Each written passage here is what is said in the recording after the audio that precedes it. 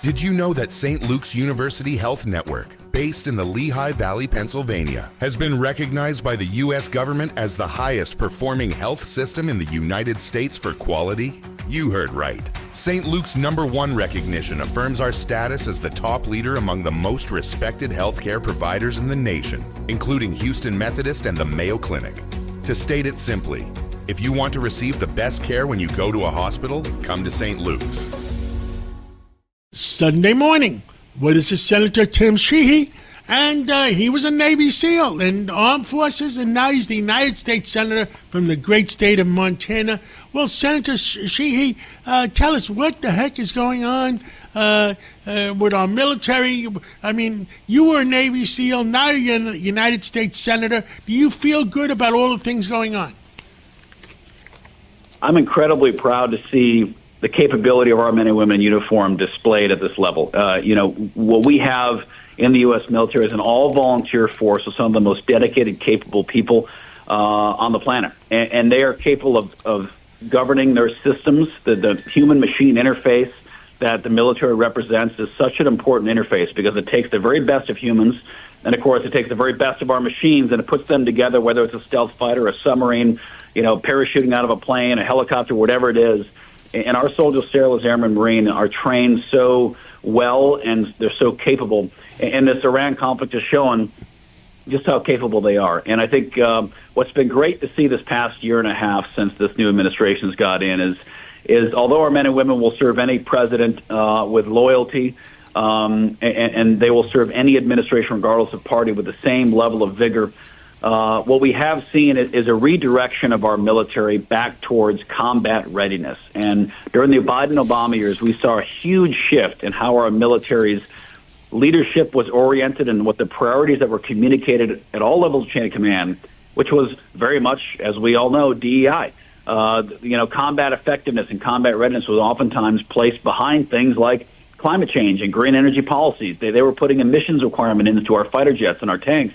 They were putting gender quotas and race quotas into our schools to make sure that instead of only producing the best, we were producing the best racial mixture we could. And at the end of the day, bullets don't recognize what color your skin is or what's between your legs. Bullets will hit home regardless of what your gender, race, or religion is. And I think what we've gotten back to here in the last year and a half, Secretary Hegseth and the President have empowered our military to focus relentlessly on combat effectiveness, and it's been a wonderful thing to see, from the Maduro raid to the Midnight Hammer raid of last year to the most recent campaign in Iran, where the entire Iranian military has only managed to shoot down one of our planes. It's pretty impressive, and our boys and girls are doing a great job.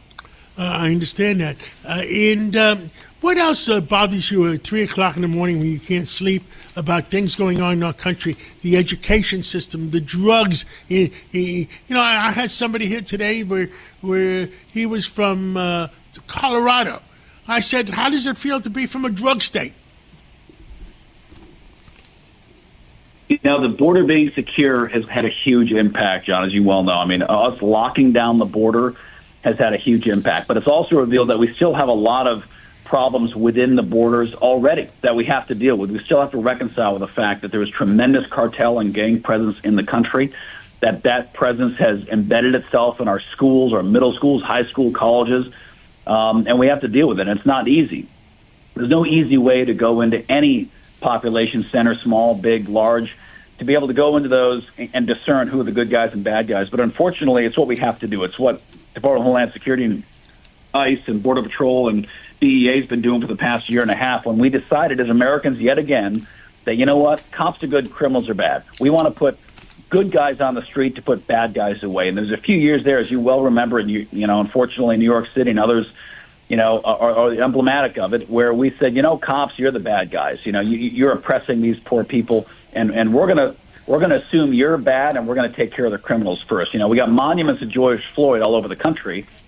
You had Irina Zarutska, who was murdered in cold blood by a 47-time arrested felon, assault or murder now. It's too controversial to put her face on a wall, yet we have, monuments of George Floyd all over the place. So I think Americans are coming back home to remember and remind each other that, listen, cops are the good guys, and they're there to protect us. They're not perfect. Never said they would be, but they're there to protect us.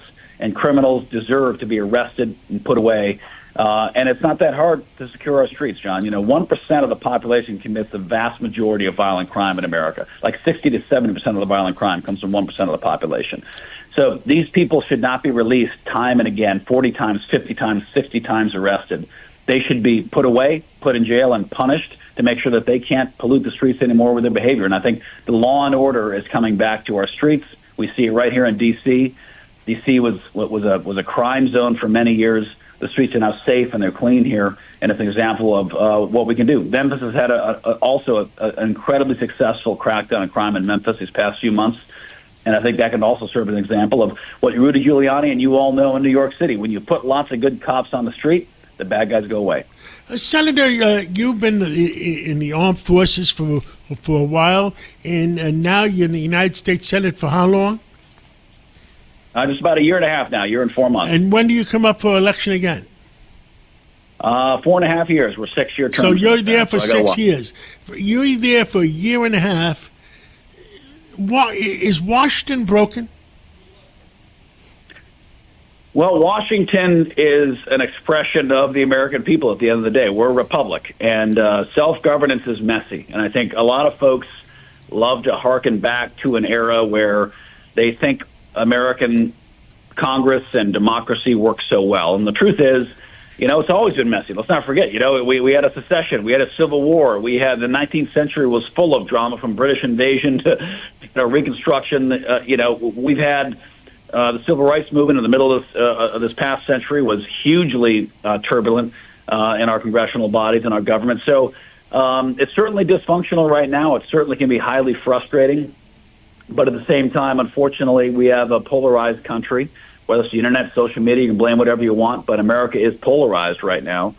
And that's going to express itself through the elected representatives of the people. And, of course, the rawest form of that is the House of Representatives and, of course, our senators as well, who, unfortunately, right now are expressing that we are a divided country. Now, my dearest hope as someone who fought for this country, Republicans and Democrats, when I put on the uniform and deployed overseas to fight for this country, I wasn't just fighting for Republicans or Democrats. I was fighting for all Americans. My deepest hope is we can rediscover the common sense that built this country, and remember that we can disagree on tax policy, we can disagree on health care policy, but we should be able to agree on the fundamental things, that we're going to protect the sanctity of life, that we're going to stand up for our men and women in uniform, all uniforms, police uniform, firefighters, that we're going to put bad guys away and protect our women and children, that we're going to stand up for our allies around the world, like Israel, like the Jewish people who are being assaulted and attacked in our own streets right now, which is unacceptable.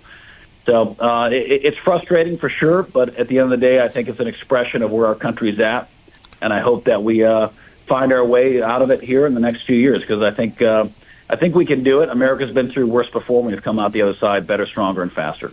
Senator Tim Sheehy, thank you for what you do and what you've done for our country, and keep speaking out in Washington, because we need to straighten Washington out, and we need one America. And thank you so much for coming on. Thank you, John. Keep up the fight.